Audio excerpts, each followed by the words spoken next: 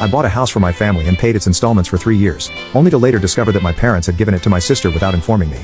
After a long absence, I went to visit them. My sister opened the door in her pajamas and coldly told me the house was now hers. The extra money I had been sending to pay off the mortgage early was being used by my father to pay rent for his new apartment. I stopped making payments. The house was auctioned off, and my sister moved in with her husband at his parents' house. My parents blame everyone but themselves. I'm 28 years old and I had been paying the mortgage on a house I bought for my parents only to find out they gave it to my 25-year-old sister. Even worse, they didn't even bother to tell me. I've always known my parents love my sister more than me, but I never imagined it would come to this. My parents have a toxic and deep love for my sister, but sadly they have nothing for me. As the older of 2 siblings, they always had higher expectations for me while I was instilled with a sense of responsibility from a very young age. My younger sister Perry was treated like a princess. Not exactly like one because my parents don't have many resources, but she always got what she wanted. My parents never had academic expectations for her.